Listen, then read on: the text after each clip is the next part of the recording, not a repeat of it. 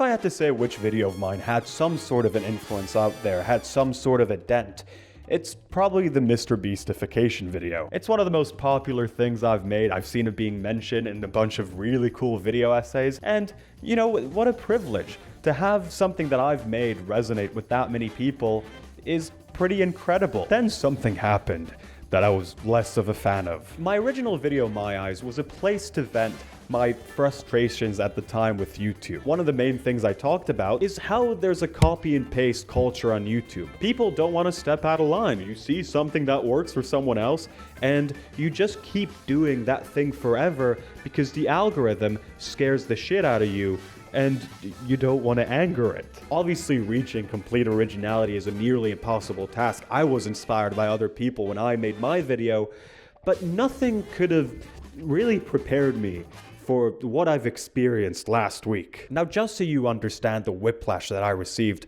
we're gonna now watch the intro to my video in full, and I want you to really pay attention to every small detail of what's gonna happen in front of you. Really make sure to take everything in. It's gonna be important later on. We created Willy Wonka's chocolate factory in real life. We're spending the next 100 hours in go-kart. I gathered some of my friends, and whichever one of us builds the craziest Minecraft item to impress. In this briefcase, I have $25,000. There are 10 YouTubers and I have 5 days to double. Here's one of my favorite YouTubers, right? That's Mr. B Silent. It's fine. It's a fine intro. It gets the job done. I don't think it's anything that special. Anyways, keep that in mind. Have it engraved in your head. Last week, I got sent this video by my brother, a YouTube video made by a YouTuber called Oscar Owen. Before I play it, I just want to say, don't harass this guy. Let's watch the intro to his video. I recreated every single step from Squid Game in real life. This is Mr. B Silent, the island that this contestant won during his We're surviving the next 24 hours in this desert, but the only thing we have I rented is a Legos. $1 million a night hotel This room. is And a I also country. recreated $1,000. It's the same fucking thing. He copied everything. He took everything from my intro. The attention to detail that this man possesses is incredible. I mean, we can go over it. It's the exact same angle. He did it in the exact same angle for some reason. He didn't have to do that. He chose to. He's on his phone, like I am on my phone for my thing. For some reason. He does the same look to the camera that I did as things begin to become more and more unhinged. He uses the exact same sound effects, the shell shock thing, and the like, Vine boom sound effect. It's like I'm seeing myself, but I'm wearing this man's skin. It's freaky, it's ghoulish. I mean, just look at this thing. Hey son, does this give you a headache? Me too. And yes, it also gives me a headache. Originally, when I got sent the video, I wasn't going to talk about it. I saw that the guy has like 3,000 subscribers, and I didn't want to come up on here and bully a smaller YouTuber. But then I watched the video, and he kept talking about how he actually has a main channel with nearly triple my sub count. And you know what that means? I am now the small channel. The small, tiny little defenseless, cute little channel. The small channel is actually a second channel where he talks about YouTube guru shit, which he will probably eventually try to use to sell people some course or like coach them or something. It says in his banner that he's a social media consultant. That's YouTube guru slang for I'm gonna try to sell you a course when I reach 10,000 subscribers. In Oscar's main channel, he posts magic content, which isn't too surprising considering how he made my intro magically appear in his video. His bio says that this is where he teaches people the art of deception. He's not even trying to hide it. The stolen intro is also fascinating within the concept of Oscar's entire video. This is his most successful one on the Guru channel. And honestly, I don't think that it's because the fact that he stole my intro. I think that was kind of unnecessary. And I'm pretty sure he doesn't rip me off in the rest of the video where he actually talks because I don't really agree with a bunch of his points. Is it possible that he may have taken inspiration from a different YouTuber? Well, we'll get to that later. Here are a few things he could have done to make it so I wouldn't notice that he ripped me off. He could have used different sound effects. He could have not done the exact same look that I did at the camera. He could have not done a frame that matches exactly to mine. But for some reason, I don't know why he did that. He could have sat in front of his computer or a TV instead of holding his phone like what I did. It's not like doing all of these things are what made the intro work. The reason I filmed that clip in that angle was because I was sat on my bed and my room was pretty small at the time. So that was just where I could put the camera. There's no like secret recipe here. He could have said he was inspired by me. I would have thought that the word inspired is doing a lot of heavy lifting here, but you know, whatever. He could have gone the exact opposite route. Been like, you see what I just did here? This is an example of dog shit editing done by a dog shit YouTuber. You know, it would have offended me, but that makes sense. That's fine. But he didn't do any of that. And I've been thinking about that a lot. Oscar talks about how while retention editing works, it made him $25,000 for one video, an absolute crazy amount. It's still, apparently, not a very good thing. I've got to the point where I've realized that YouTube isn't just about views and subscribers. Sure, it's nice, but the more powerful thing with YouTube is about building relationships and really sharing your voice. You're sharing my voice. Are you serious? You know what you did in the intro? That's not the sort of thing that you do absent-mindedly. That was premeditated magic theft. Imagine you're going on a date and you really want to get to know someone, so you invite them into a coffee shop. Doing this allows you to sit down, have a good conversation with them, and just get to know them. Fantastic. But imagine you went on the same date, but instead of inviting them to a coffee shop, you invited them to a club. No. This is more like if you took a girl that I went on a date with and then dressed up in my clothes and then wore a mask made from my skin and used like all the jokes that I used. That's what you did. Because my mrbeastification video is such a YouTuber-centric topic, after I posted it, I started seeing a bunch of videos from these YouTube gurus, which felt to me, personally, like they were kind of taking a bunch of my points and maybe reorganizing my words a little bit, not changing a lot. But you know, plagiarism is a pretty tough one to prove, and maybe they came to these points on their own, so I usually ignore it. But there's something so inherently wrong here. The end goal for these people is to often sell these courses that, you know, I'm not really a fan of, or offer these coaching sessions that I don't really endorse, using my words, and in this case, my dumb intro that I made a year and a half ago. It doesn't really affect my channel badly in any way. I'm absolutely fine. But, you know, you kind of see it and it just feels a bit off. It's freakish seeing someone talk about how there's a copy and paste culture on YouTube as they're copy and pasting a YouTube video. And if I had to guess, I'd assume that this happens to a lot of YouTubers that talk about YouTube-centric topics. Actually, I don't really have to guess. The YouTube guru community is f***ing rotten to its core. So I finished writing the script for this video and it was gonna end on a way nicer note. But then I got this video recommended to me. Pretty interesting. Now let's compare this thumbnail to Oscar's one. Yeah, this was uploaded a week before Oscar's video. He stole it. As you can see, it's the absolute same. I mean, I guess his one calls it an editing revolution instead of an editing evolution. His creative input was adding an R.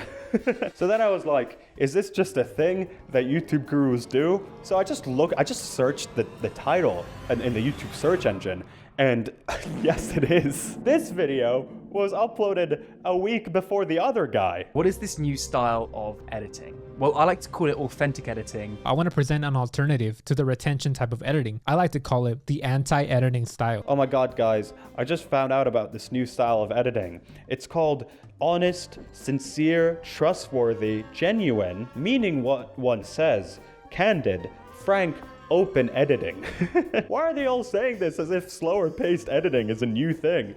It's not in like film or in YouTube. The more influencery type of editing with all the sound effects, that's the new thing. People weren't editing like that back in 2006. Now, to be clear, the relationship between video 1 and video 2 isn't direct plagiarism in my opinion. A lot of heavy inspiration happening here, but while video 2 is on the same topic as video 1, this guy's words are very much his own. So don't go after this guy. That's a rude thing to do in general. This is, however, not the relationship between video 2 and Oscar's video. Seamus, come watch this. So this is Helmy YouTube Funnels video. Let's watch the first few seconds here. Your audience on YouTube is evolving. They're tired of the flashy, fast-paced editing videos. And now your audience is craving for something new. YouTube is changing, and your audience is tired of all these flashy, overstimulating video edits, and they want something new.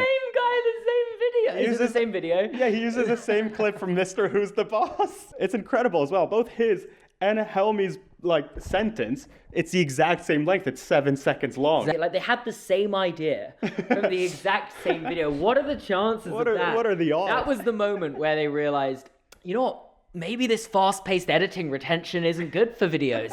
And they both realized it while watching this same video. The rest of Oscar's video isn't a one-to-one copy. He talks about a lot of his own experience with, the different styles of editing that he worked with on his channel. But he keeps dipping into stealing Helmy's words. This retention style editing will attract a lower attention span audience. But this could be younger folks who don't have a lot of spending power. Okay. And so the problem with over-edited videos is you tend to attract a younger audience who's got a shorter attention span and therefore less buying power. Same thing. He said the same thing. I also just want to say, I don't think that's even remotely true that children don't have spending power, because children spend their parents' money. I don't think this is a great point. Yeah, they just buy different things. They just don't buy YouTube guru courses. My problem is not with a guy trying to sell a course. With the right guidance, maybe a YouTube course can help someone a lot. Giving people YouTube advice on your channel is not a bad niche. So many people start off by taking advice from YouTubers like that. I am, however, not a big fan of this, obviously. These videos are supposed to show the guru's expertise. They effectively serve as ads, a showcase of their knowledge, a preview telling us that this person's thoughts and takes are worth our money. People are making a purchase based on this, but you are using a different person's words as a mask, and you're trying to profit off of that. I personally see this as false advertising. You're selling people something under false pretenses. And man, this guy has 1 million subscribers. That's an impressive thing. I've been doing YouTube since I was 11, and I'm not even close to that. God knows how long that'll take me. You probably do have a lot of helpful knowledge to give out, and you do that every now and again. So why steal other people's work? After that, I decided to search up the titles of more of Oscar's guru videos. So let's go to his channel. Let's look up the first video that he's ever uploaded. How to make a killer thumbnail for the 2024 algorithm. Let's look it up. And Jesus Christ, it's the exact same title as this video by Aprilin Alter. All lowercase as well. That's unnecessary. He probably just copy-pasted the thing. He couldn't even be bothered to type it in. Okay, maybe this was just a two-time crime, Maybe this was just a two-time sort of magic crime. Let's give him the benefit of the doubt and look this one up. How to make a killer YouTube intro. And Jesus Christ, he copied this one from Aprilin again. What has she done to you, man? You magicked her twice. Okay, maybe it's just a title. I'm sure I've had titles that are similar to other people's titles before. Let's look at the video itself. Seamus, you can come back. You can come back now. Okay, so this is Aprilin's video. This is how to make a killer YouTube intro to blow up your channel. And this is Oscar's video. This is how to create a killer YouTube intro to blow up your channel. I feel like the word killer is so specific. Like, how often do you go like, that was a killer intro to your video this week, man? I don't think I've ever said the word killer in my life before this video. I mean, it doesn't prove anything, but it's a very specific turn. Yeah, I'd say so. Let's keep watching it. Let's see what's going on now. Watch closely because many creators got their big break from a single video going viral. Now let's watch his one. What it takes is for one of your videos to go viral to change your YouTube channel and your life forever.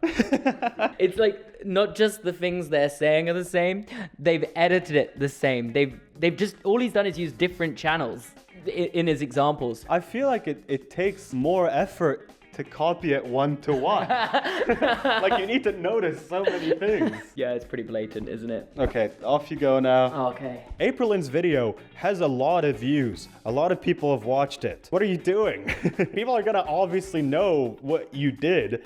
How can you not care to the point of making it this blatant? While this is a successful video for her, Aprilyn's channel has 30,000 views, significantly lower than Oscar's main channel. Yet he decided to kickstart his career as a YouTube consultant based off of the work of a smaller channel. Oscar calls this new style of editing authentic editing. So then, what is this new style of editing? Well, I like to call it authentic editing. Authentic editing, he calls it. A really funny term to use in this specific video. Every single one of these people gave it a different name. Some of them called it anti-editing or whatever. And while the choice to switch that one adjective may seem insignificant considering so many of the words in the video are not his, I think it points to something quite interesting. And again, as soon as I started implementing this new editing style that I'm about to show you into my videos, even though the average view per video went down, the number of course sales that I had more than doubled because of that connection I was able to make with my audience.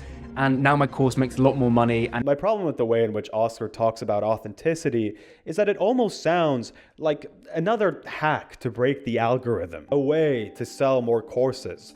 It's weird. It shows a specific worldview of things. I wonder if that's partly how he saw my intro. He saw a video that was, relatively to my other stuff, fairly successful. And so he decided to take the start of it. Just in case, just in case this was part of what made it work. Even though, hilariously, it's completely unnecessary. The only thing I can think of is that maybe that skit showcased to him a certain level of, having fun with what you do, some sort of authenticity, I guess. And taking it was his way to manufacture that authenticity in his video. I don't think that fast editing is necessarily an inauthentic thing. What if it's a better representation of how your brain works? What if that pace matches your personality, the way you talk more? Maybe in that case, forcing yourself to be one of those YouTubers who, record themselves in warm yellow lighting while lo-fi copyright-free music plays in the background is the true inauthentic thing. Maybe there's something inherently broken about trying to give a step-by-step guide on how to be more authentic. Here's my YouTube guru advice. I'm giving this one out to you for free. There's no course at the end of this pipeline. First one's a bit cheesy, but I feel like you should always look for ways to insert fun into your videos, trying to make what you do more enjoyable. I think that makes sense for YouTube and, just outside of that as well, life. At one point, I had a puppet in my videos called Grumbo because I like the Muppets, but then the puppet was too small, so it made my hand hurt. So I stopped doing that. And I think that might be an example for what I just said. The other one, if you want to do this as a job, is study your genre. See what makes you want to click on the videos that you click on, what makes you enjoy them so much, and then see how you can subvert it. Throw yourself in the mix, even if it's with little things at first. Inspiration is an incredible thing. I'm constantly inspired by so many creators that are way, way better than me. But you gotta try and do your own thing as well. I kind of regret how I presented things in my old video. I don't think that it's all doom and gloom. There are so many people who make really good stuff on this platform. I started watching this guy called Bobby Fingers. I don't want to spoil what he does too much. His first video is titled Drunk Mel Gibson Arrest Diorama. It doesn't fit with any subgenre I've ever seen in my life, but it is incredible. All of his videos are. And because of how great they are, they got a lot of views straight out the gate. Please do not attack anyone mentioned here. Even Owen, I don't know, I think that what he did was bad and weird, but I feel really bad about ruining someone's week. Hopefully it will learn from this. I mainly just want people to like triple check before they buy the YouTube course from someone. Oscar is not the only person doing this. I found some smaller channels who do the exact same thing that he does, rip off other people word for word. I just didn't want to bring them up because I don't want to, you know, send that sort of attention their way. But if you're watching this video and you know that you do that, this is a good opportunity to stop. I'm sure you have a lot to offer to your videos yourself. Lastly, if you do want to buy a course from someone, I'd recommend going for someone who found success in the niche that you're interested in. I find a lot of YouTube advice to be way too general. Things that work for a commentary channel, whether it's thumbnails or titles, do not work for a Mr. Beast type channel, and vice versa. I really hope I didn't come off as too petty in this. And now that we got that out of the way, I want to teach you this magic trick that I just came up with. Now, the first thing you need is this coin.